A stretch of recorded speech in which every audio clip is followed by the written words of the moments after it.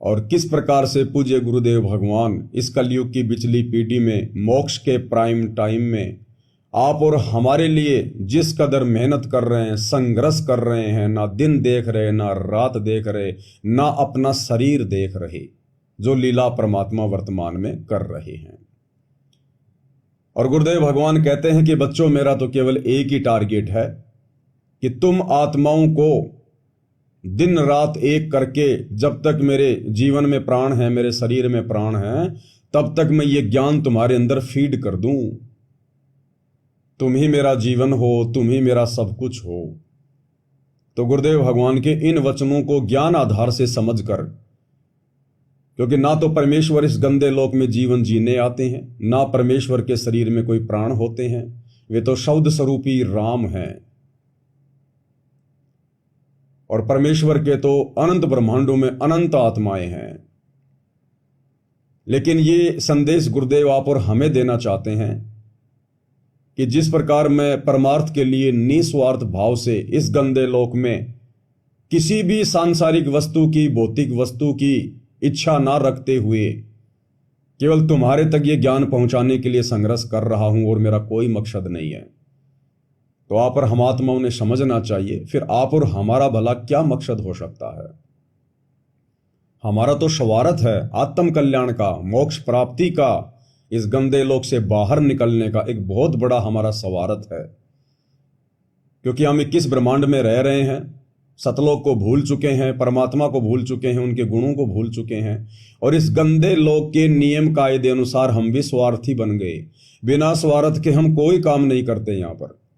तो परमेश्वर ने एक सबसे बड़ा स्वार्थ दे दिया आत्म कल्याण का, जिसमें ना कोई पाप हो सकता है, ना कोई गलत विचार हो सकते हैं, और अपनी आत्मा के कल्याण के लिए दिन रात ये जीव निरंतर आगे बढ़े।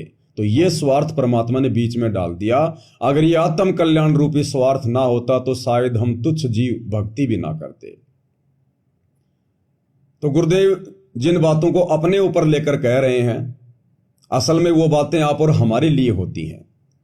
क्योंकि गुरुदेव भगवान तो एक आम व्यक्ति की, एक संत की लीला कर रहे हैं, लेकिन वो आप और हमें समझाने के लिए सारी बातें अपने ऊपर ही लेकर कहते हैं। और एक सत्संग में गुरुदेव भगवान ने फिर आगे चलकर क्लियर भी कर दिया, साफ भी कर दिया कि ये दास जहां जहां भी आप आत्माओं के साथ में खुद को शामिल करता है, जैसे गुरुदेव बार बार कहते हैं हम सभी आत्माएं सतलोक से आकर नीचे काल के लोक में फंस गई, तो गुरुदेव थोड़ा ना फंस गए, फंसे तो आप और हम हैं। गुरुदेव कहते हैं हम सबका एक ही टारगेट है, मोक्ष प्राप्त करना। तो गुरुदेव ने थोड़ा ना मोक्ष प्राप्त करना है, गुरुदेव तो स्वयं मुक्ति के दाता हैं। भक्ति मुक्ति के दाता सतगुरु भटकत प्राणी फिरंदा, उस साहिब के हुक्म बिना नहीं तरवर पात हिलंदा। ये सतगुरु तो भक्ति और मुक्ति का दाता है। तो गुरुदेव आप और हम तक अपना ज्ञान पहुंचाने के लिए, आप और हम तक पहुंचने के लिए, हमारे हृदय में ये बातें सच जचाने के लिए अपने ऊपर उदाहरण देकर कहते हैं। अपने को एक आम व्यक्ति की श्रेणी में ले लेते हैं और कहते हैं कि हम सब सतलोक से नीचे गिरे, हमारा पिता कबीर भगवान है, हम सब 2 कोटि के जीव हैं। तो गुरुदेव आप और हमारे साथ स्वयं को भी शामिल करते हैं। लेकिन एक सत्संग में गुरुदेव ने बिल्कुल क्लियर कर दिया कि ये ना समझ लेना कि अगर मैं बार बार ये बोलता हूं कि हम सब यहां फंसे पड़े हैं तो तुम कहीं अपने गुरुजी को भी काल के जाल में फंसा हुआ समझ लो। हम मतलब आप जी। गुरुदेव ने बताया हम का मतलब होता है, हम मीन्स आप, यानी आप और हम जीव। तो क्या करें गुरुदेव, ध्यान से सुनिएगा। सतलोक के बारे में आज तक जो जानकारी हमें प्राप्त हुई है, हमें मीन आप जी को इस दास के वचनों से पहले हमें मीन आप क्या करें गुरुदेव कि सतलोक के बारे में हमें जो जानकारी प्राप्त हुई है, फिर आगे गुरुदेव कह रहे हैं हमें मतलब हमें मीन्स आप जी, यानी आप और हम हैं, गुरुदेव शामिल नहीं है उसमें। ये तो स्वयं परमात्मा है, परमेश्वर हैं। ध्यान से सुनिएगा। सतलोक के बारे में आज तक जो जानकारी हमें प्राप्त हुई है, हमें मीन्स हमें मीन आप जी को इस दास के वचनों से पहले, हमें मीन आप जी को इस दास के वचनों से पहले, हमें मीन आप जी को इस दास के वचनों से पहले। तो आ गया समझ में क्यों बार बार गुरुदेव हर बात को अपने ऊपर लेकर बोलते हैं। तो उनके द्वारा जो स्वयं के ऊपर लेकर बोली गई बात होती है वो हमने उनके ऊपर फिट नहीं करनी है कि हमारे गुरुजी भी काल के जाल में फंसे होंगे। उनका संकेत, उनका तात्पर्य वहां पर आप और हमारे लिए होता है, हमारे को समझाने के दृष्टिकोण से परमात्मा ऐसा बोलते हैं। तो क्या कुछ पूज्य गुरुदेव भगवान आगे हमें समझा रहे हैं, सतलोक के विषय में बता रहे हैं, किस प्रकार से हमने यहाँ पर अपनी भक्ति को सुचारू रखना चाहिए, मर्यादाओं का कितना ध्यान रखना चाहिए, पल पल किस बात की चिंता होनी चाहिए, क्या कुछ गुरुदेव हमें समझा रहे हैं। तो जीवित मरना होगा।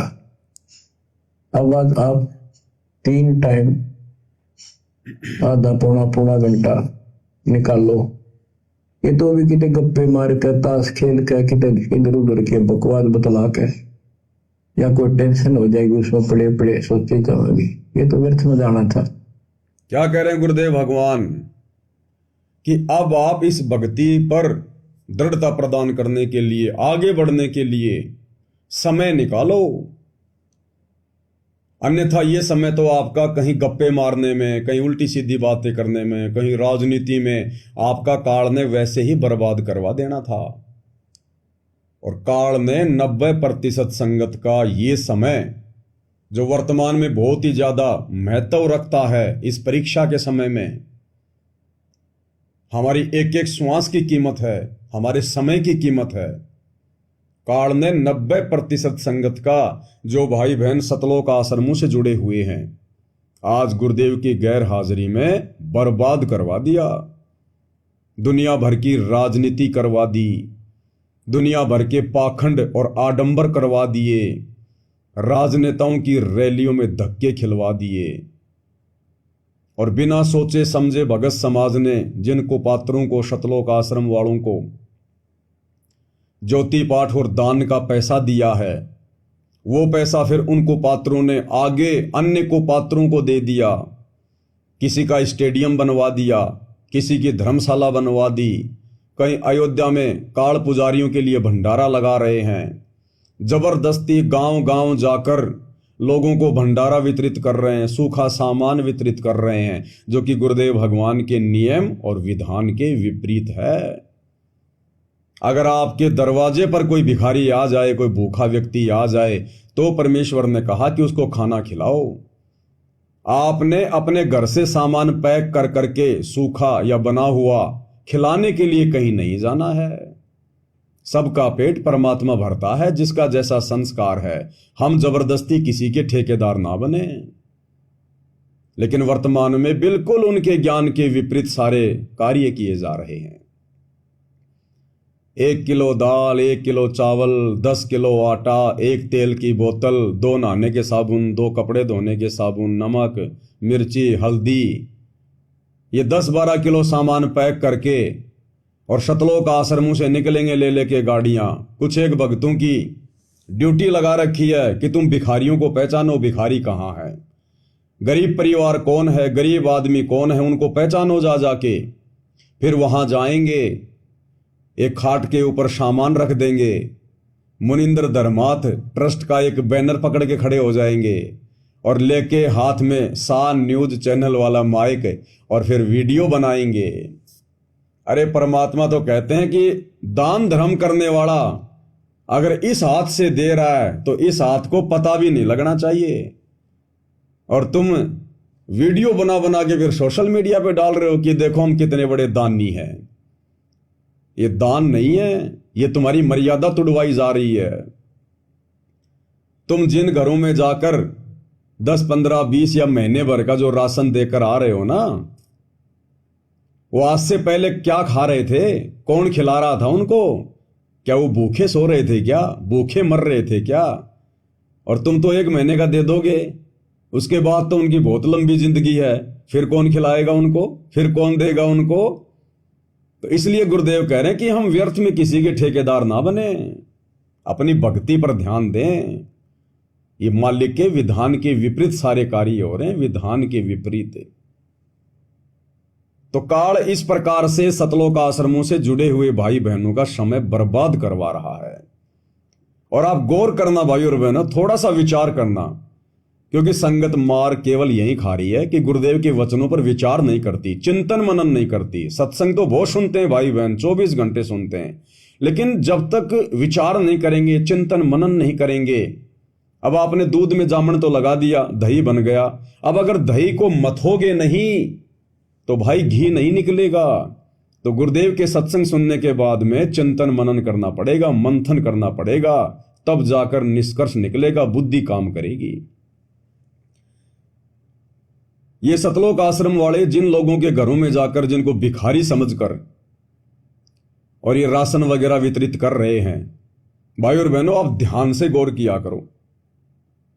जैसी हालत उन लोगों की होती है जो ये कहते हैं कि ये गरीब है, ये भिखारी है, उन लोगों से भी ज्यादा बुरी हालत वर्तमान में सतगुरु रामपाल जी से जुड़े हुए छत्तीसगढ़, मध्य प्रदेश, बिहार आदि राज्यों के 70% भक्तों की है। 70% भक्तों की। वो भी बेचारे इसी प्रकार से संघर्ष कर रहे हैं रोजी रोटी के लिए और अपनी भक्ति भी कर रहे हैं। अगर वास्तव में इन आश्रम वालों को अगर देना ही है, अगर मदद ही करनी है, तो क्यों ना उन आत्माओं की मदद करो जो तुम्हारे खुद के भगत भाई बहन हैं, जो परमात्मा की भक्ति कर रहे हैं। गुरुदेव ने बताया अगर दूध देने वाली गाय को बढ़िया बढ़िया चारा खिलाओगे तो लाभ मिलेगा, और बिना दूध देने वाली गाय को चारा खिलाओगे तो क्या मिलेगा? गोबर मिलेगा, गोबर। तो ये जितने भी जगत वाले भाई बहन हैं जो सतगुरु रामपाल जी से जुड़े हुए नहीं हैं, जिनको भिखारी समझकर इन आश्रमों से सामान पैक करके वहां बांटा जा रहा है, ये तो बिना दूध देने वाली गाय हैं, बिना दूध देने वाले जानवर हैं। वो सतगुरु के हंस नहीं है, उनके भगत नहीं है, वो भक्ति नहीं कर रहे। उनको जितना मर्जी खिला दो वो केवल गोबर ही करेंगे, गोबर ही। और मदद ही करनी है तो अपने भगत भाई बहनों की करो, ताकि उनका और ज्यादा विश्वास अपने गुरुदेव पर दृढ़ हो, भक्ति भाव में और आगे बढ़ें, उनको समय मिले थोड़ा भक्ति के लिए। अगर मदद करनी है तो उन दूध देने वाली गायों की मदद करो, अपने भगत भाई बहनों की मदद करो, जिनकी हालत उन हरियाणा के भिखारियों से भी जो है नीचे है, डाउन है, बदतर है।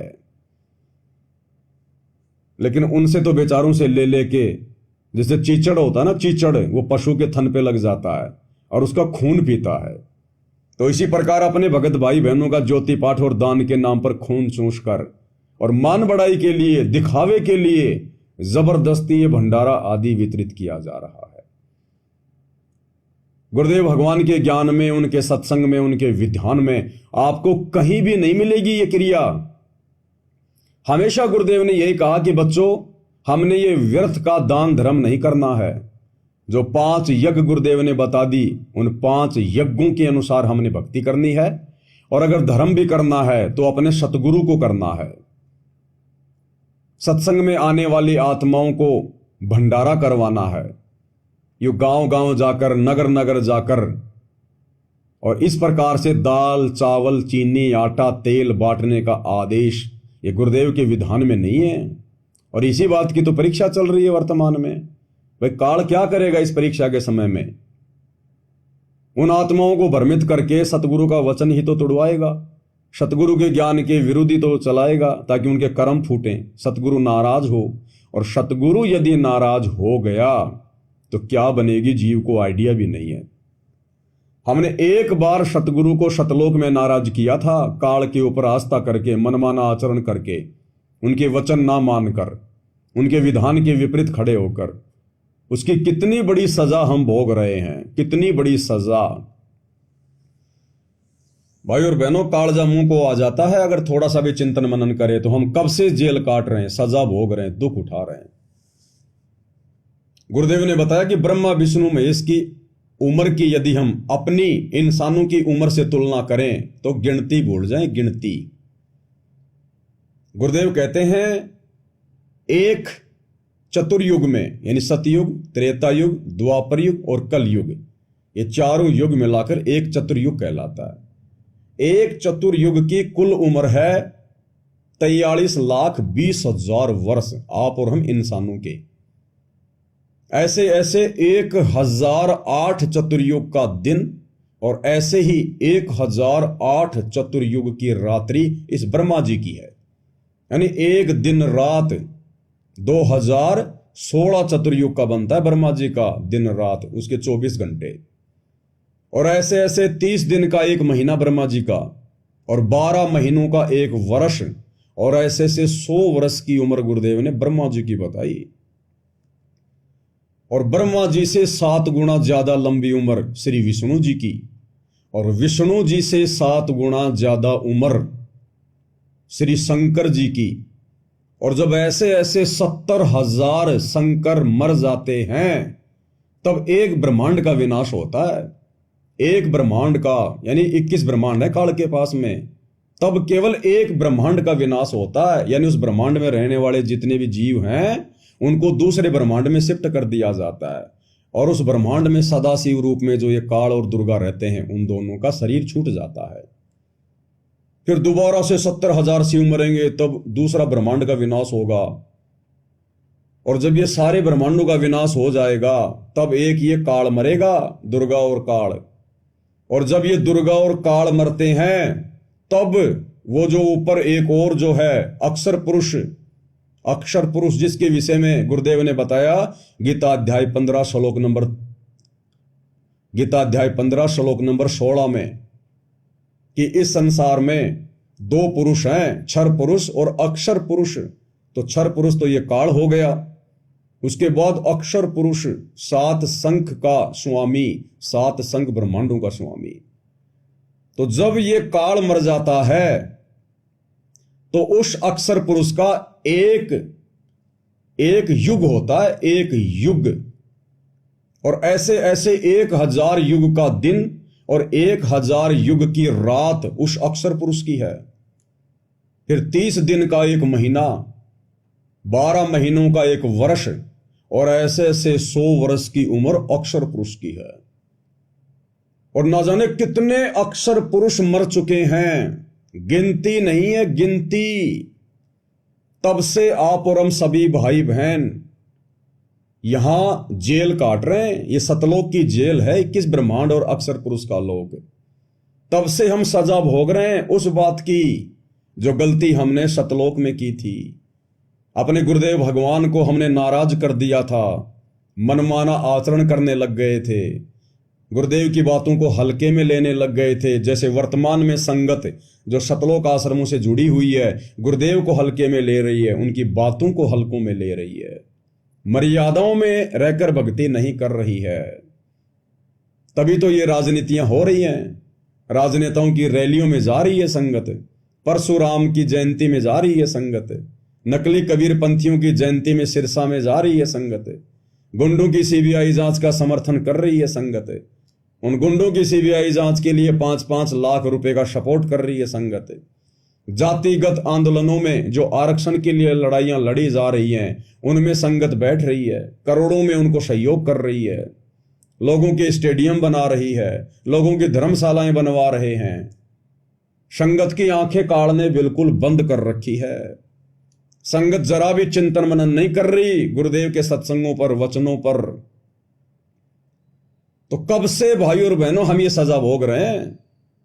और गुरुदेव ने एक सत्संग में बताया कि जो गलती तुमने सतलोक में की है अपने पिता को नाराज करके, और जो सजा तुम्हें मिली है ये बहुत ही थोड़ी सजा है, बहुत ही कम सजा है ये। अब आप और हमारा तो गोबर निकल गया। असंख्यों बार हमने 84 लाख योनियां भोग ली, असंख्यों बार हम देवी देवता बन गए, असंख्यों बार हमारे अंग भंग हो लिए, एक्सीडेंट में मर लिए, आग में जल जल के मर लिए, पशु बनकर हमारी गर्दनें काट दी गई, गरीबी में हमने जीवन जिए, विषय विकारों में हमने जीवन जिए। आप और हमारा तो यहां पर गोबर निकल चुका है, और गुरुदेव भगवान कह रहे हैं ये तो बहुत थोड़ी सजा है, बहुत थोड़ी सजा। वो तो दयालु परमात्मा है जो दया करके और नीचे उतर कर आ गए। सतगुरु दीन दयाल, ऐसे दीन दयाल हैं सतगुरु, हमारी सजा को कम करते हुए, हमें माफ करते हुए, और परमात्मा गति करके सतलोक से वर्तमान में सतगुरु रामपाल जी के रूप में धरती पर आ गए, और हमें उस मनमाने आचरण की याद दिला रहे हैं। हमने जो गलती की थी सतलोक में, हमें गुरुदेव रह रहकर सत्संग कर करके दुनिया से दुश्मनी मोल ले लेके आप और हमें केवल उसी बात की तो जानकारी दे रहे हैं कि काल ने तुम्हारी बुद्धि बिल्कुल बंद कर दी, भ्रष्ट कर दी। तुम्हें सतलोक का नामो निशान भी याद नहीं है, तुम्हारी यादें मिटा दी, तुम्हारी मेमोरी समाप्त कर दी इसने। तो पुनः हमें सतलोक की याद दिलाने के लिए कि हम कौन हैं, कहां से आए थे, क्यों हम यहां जन्म रहे हैं, मर रहे हैं, हमारा बाप कौन है, रियल में भगवान कौन है, मनुष्य जन्म क्यों मिला है, हमने करना क्या चाहिए और हम कर क्या रहे हैं दुर्बुद्धि के शिकार होकर। तो फिलहाल तो ये बातें हमारे हृदय में जचाने के लिए, हम तक ये सत्ज्ञान पहुंचाने के लिए 30 साल से हमारे पिता संघर्ष कर रहे हैं। उसके लिए उन्होंने जो कुर्बानियां दी हैं, जो संघर्ष किया है, वो अवर्णनीय है। सुनहरे अक्षरों में इतिहास लिखा जाएगा। 21 महीने रोहतक की जेल, 12 साल से वर्तमान हिसार की जेल, समय पर ना खाना ना पीना ना सोना, ना घर ना परिवार, कुछ नहीं। संपत्ति को ठोकर मार दी, परिवार को ठोकर मार दी, केवल आप और हम आत्माओं को सतलोक की जानकारी प्रदान करवाने के लिए, हमें जगाने के लिए। तो गुरुदेव भगवान कह रहे हैं कि बच्चों थोड़ा सीरियस लो, दिन में कम से कम 2 बार या 3 बार समय निकालो, 1-1 घंटे का, पौन घंटे का, रह रह के सत्संग सुनो। सत्संग के अभाव में ये मैल वापस आत्मा में जमना शुरू हो जाएगा, और तुम्हारा सौभाग्य है, अन्यथा ये काल तुम्हारा समय वैसे ही बर्बाद करवाता। तो ये सौभाग्य तो भाई और बहनों साध संगति से जुड़े हुए सत्सेवक भाई बहनों का है, जो काल ने लाख कोशिश करने के बावजूद भी आप और हमारा समय इन सतलोक आश्रमों से जुड़े हुए भाई बहनों की तरह बर्बाद नहीं करवाया, नहीं करवा सका वो बर्बाद, क्योंकि गुरुदेव ने हमें पहले से ही साध संगति से जोड़ दिया। हमें उन लोगों के हर मनमाने कर्म कुकर्म की जानकारी उपलब्ध करवा दी। हम कौन से कर्म करेंगे जिससे हमें हानि होगी, कौन से सदकर्म करेंगे जिससे हमें लाभ होगा, ये साध संगति के माध्यम से परमात्मा लगातार हम तक संदेश पहुंचवा रहे हैं। तो हम लोगों की यादें ताजा बनी रही, हम लोग अपडेट रहे, अपडेट। अन्यथा आप और हम भी तो जीवी हैं, 2 मिनट में जा बैठते वहां, और आज हम भी उन राजनेताओं की रैलियों में एक भीड़ का हिस्सा बनकर बैठे होते और अपने कर्म फोड़ रहे होते, कर्म।